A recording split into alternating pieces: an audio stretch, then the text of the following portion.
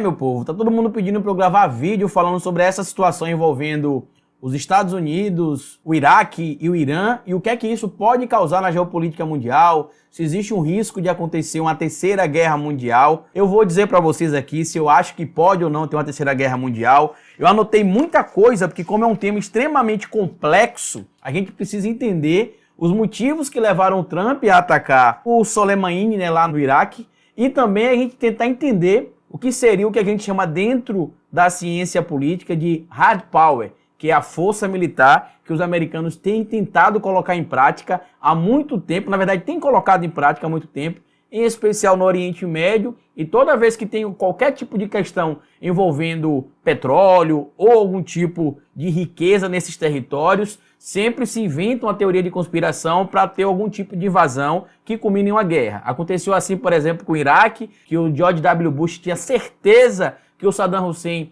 tinha armas químicas e essas armas químicas nunca foram encontradas. Inclusive o Michael Moore já fez alguns documentários falando sobre isso também. E inclusive também tem um filme chamado Zona Verde, que se não me engano é com o Matt Damon, que mostra, por exemplo, que os americanos foram para lá e não encontraram as armas que o governo americano dizia que tinha, e o que a gente viu, na verdade, foi a destruição do Iraque, que já estava sofrendo com o próprio regime do Saddam Hussein. Esse vídeo vai ficar um pouco comprido, eu peço a vocês que assistam até o final, tem muita informação para passar para vocês aqui, inclusive sobre o Trump tá apelando aí para uma guerra, possivelmente com o Irã ou com o Iraque, para tentar se eleger, já que a aprovação dele no governo dos Estados Unidos tem caído. O Trump está com 53% de reprovação, também está passando por um processo de impeachment que possivelmente não deverá ser continuado, não deverá ser culminado com o impeachment dele, mas representa algum tipo de risco, pelo menos para a campanha de reeleição dele esse ano nos Estados Unidos. E é sobre isso que a gente vai falar aqui nesse vídeo agora. Lembrando a você que se gostar do vídeo, eu queria pedir que lá no final deixasse like ou dislike, porque é isso que ajuda a impulsionar esse conteúdo aqui dentro da plataforma do YouTube. Caso você queira ajudar o canal de alguma maneira, aqui na descrição do vídeo tem um link do Apoia-se, as contas bancárias que vocês podem promover doação.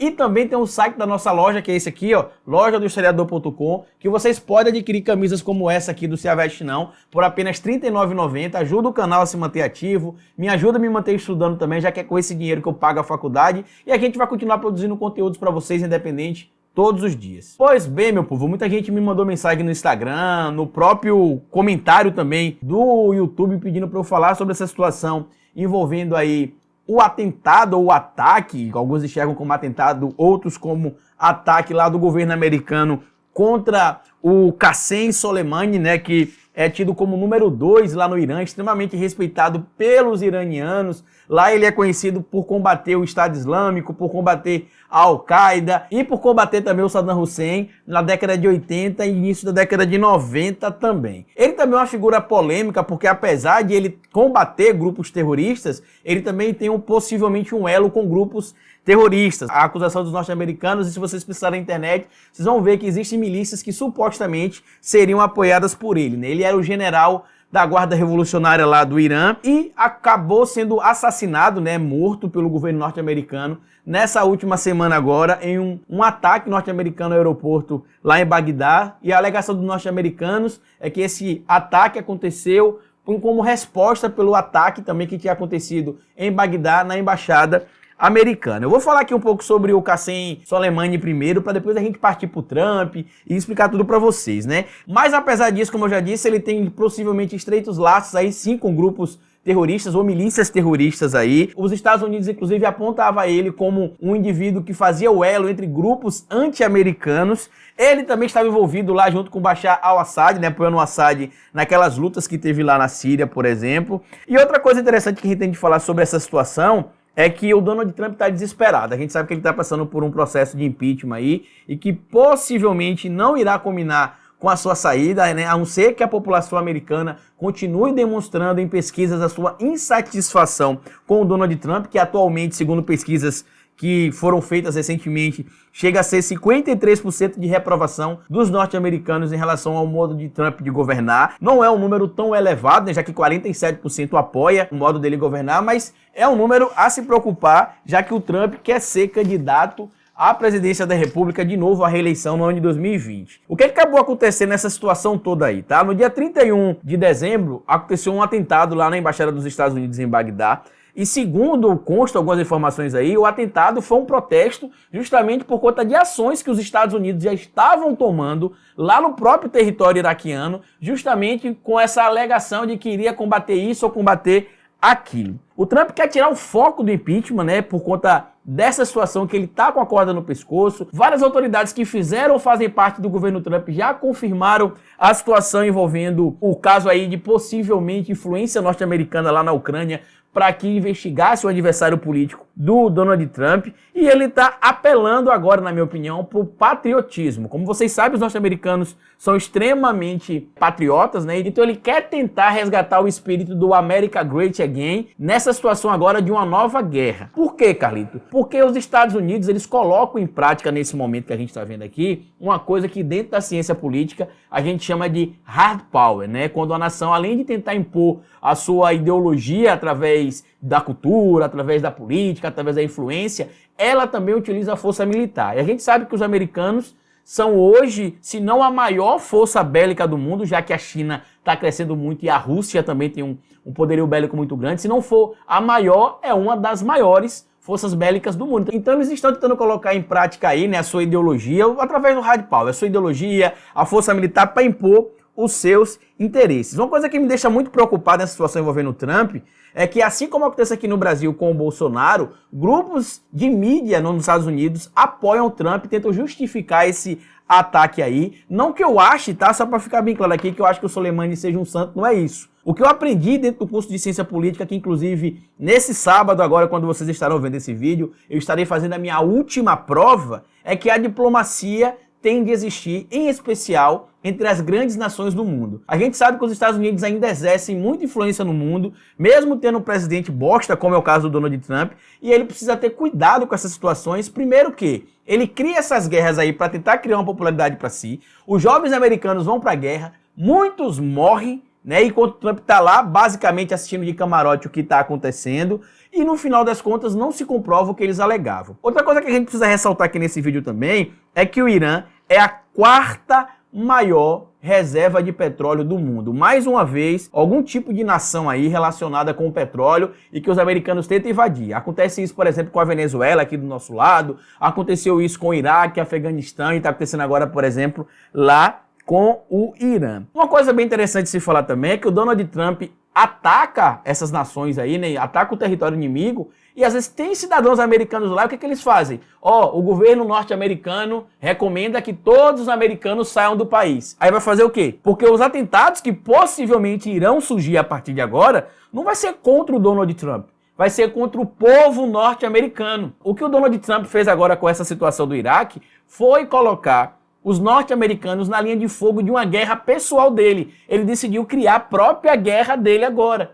E em troca disso, os norte-americanos é quem acaba sendo vítima do próprio governo deles. No caso, o maluco do Donald Trump. Outra coisa que eu preciso falar para vocês aqui também é que os Estados Unidos tinham um acordo com o Irã, né, onde o Irã tinha parado o programa nuclear. Só que o Donald Trump, em 2018, decidiu sair unilateralmente do acordo com o Irã, alegando que o Irã apoiava grupos terroristas. Só que se o Soleimani ajudou a combater, por exemplo, a Al-Qaeda e também o Estado Islâmico, ele estaria apoiando possivelmente outras milícias, sim, mas o diálogo precisaria ser estabelecido. Não estou aqui apoiando o terrorista, tampouco o terrorismo. O que eu estou falando para vocês é que a população norte-americana vai ser vítima, terão atentados, pode escrever o que eu estou falando para vocês aqui. Algumas autoridades iranianas já falaram que vai sim ter uma vingança, vai ter retaliação, e quem é que paga por isso? O povo norte-americano, não é o Donald Trump que vai lá tomar um tiro na testa ou vão colocar uma bomba e explodir ele no carro dele.